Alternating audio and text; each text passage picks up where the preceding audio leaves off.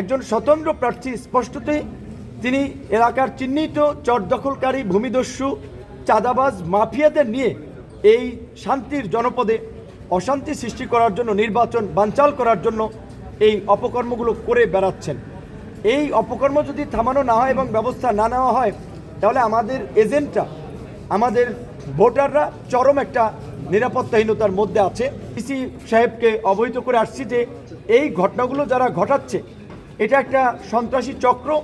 তারা নির্বাচন বানচাল করতে জনমনে আতঙ্ক ছড়াতে, জনগণ যেন ভোট কেন্দ্রে না যায়, জনগণ যেন আতঙ্কে থাকে, সেজন্য এই কাজগুলো করছে।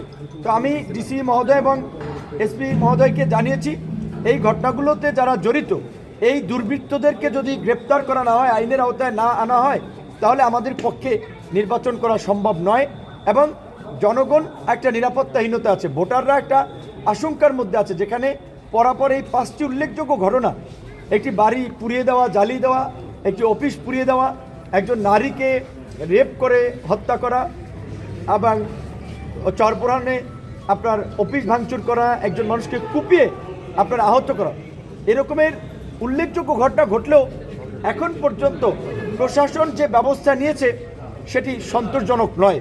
আজকে আমি আপনাদেরকে জানিয়ে রাখতে চাই, আমি নির্বাচন কমিশনের যে সচিব মহোদয় তাকেও এই ঘটনাটি জানিয়েছি এবং পুলিশের আইজিপি তাকেও আমি জানিয়েছি। কারণ একজন স্বতন্ত্র প্রার্থী স্পষ্টতই তিনি এলাকার চিহ্নিত চর দখলকারী ভূমিদস্যু চাঁদাবাজ মাফিয়াদের নিয়ে এই শান্তির জনপদে অশান্তি সৃষ্টি করার জন্য নির্বাচন বানচাল করার জন্য এই অপকর্মগুলো করে বেড়াচ্ছেন। এই অপকর্ম যদি থামানো না হয় এবং ব্যবস্থা না নেওয়া হয় তাহলে আমাদের এজেন্টরা আমাদের ভোটাররা চরম একটা নিরাপত্তাহীনতার মধ্যে আছে। তো আমি একটি দলের প্রধান, আপনারা জানেন ডাকসুর ভিপি ছিলাম, এখন একটি বড় রাজনৈতিক দল ও জোটের সমর্থন নিয়ে নির্বাচন করছি। আমার মতো প্রার্থী যদি এলাকায় এই ধরনের পরিস্থিতির মধ্যে থাকি, আমার সন্দেহ সারা বাংলাদেশে কি পরিস্থিতি হচ্ছে এবং এই পরিস্থিতি যদি চলতে থাকে, বিশেষ করে আমি পরিষ্কারভাবেই বলেছি এই ঘটনা যদি এই সন্ত্রাসীদেরকে যদি গ্রেপ্তার করা না হয়, তাদের বিরুদ্ধে যদি ব্যবস্থা না নেওয়া হয়, তাহলে তো আমার পক্ষে নির্বাচন করা সম্ভব নয়।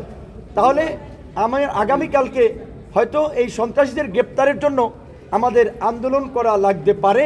সেই বিষয়টি আমি কিন্তু ঊর্ধ্বতন কর্তৃপক্ষকে জানিয়েছি। কারণ জনগণকে, ভোটারদেরকে অনিরাপদ রেখে তাদেরকে হুমকির মুখে ফেলে একটা সুষ্ঠু নির্বাচন কোনোভাবেই সম্ভব নয়। বর্তমান সরকারের যে অঙ্গীকার, নির্বাচন কমিশন যে কথাগুলো বলছে, পটুয়াখালীতে আমরা তার প্রতিফলন দেখতে পাচ্ছি না।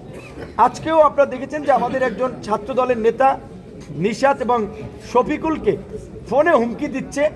তো এইভাবে প্রতিনিয়ত বাসা বাড়িতে গিয়ে গিয়ে হুমকি দিচ্ছে। এই সমস্ত অভিযোগগুলো দায়ের করা হলেও তেমন শক্ত ভূমিকা নেওয়া হচ্ছে না। দায় সারা পুলিশ যাচ্ছে, পরে বলছে খুঁজে পাচ্ছে না। কারণ যাওয়ার আগেই তাদেরকে মেসেজ দিয়ে দেওয়া হয় তারা যেন পালিয়ে যায়।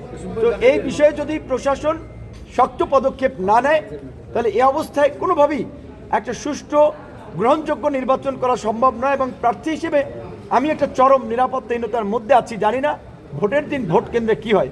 তো আমি আমার এই ভোটারদেরকে বলবো, আমি আপ্রাণ চেষ্টা করে যাচ্ছি আপনাদের নিরাপত্তা, একটা নিরাপদ পরিবেশে এই ভোটের আয়োজন করার জন্য। আশা করি প্রশাসন এই অভিযোগগুলো আমলে নিয়ে এই চিহ্নিত দুর্বৃত্ত সন্ত্রাসীদের বিরুদ্ধে ব্যবস্থা নেবেন। আপনারা সকাল 7টার মধ্যেই ভোট কেন্দ্রে যাবেন, ভোট কেন্দ্রে গিয়ে ভোট দিবেন এবং ভোট যদি কেউ প্রভাবিত করার চেষ্টা করে, কেন্দ্র দখলের চেষ্টা করে, কোনো প্রিজাইডিং পুলিং অফিসার যদি বিতর্কিত ভূমিকা নেয়, আপনারা প্রতিহত করবেন।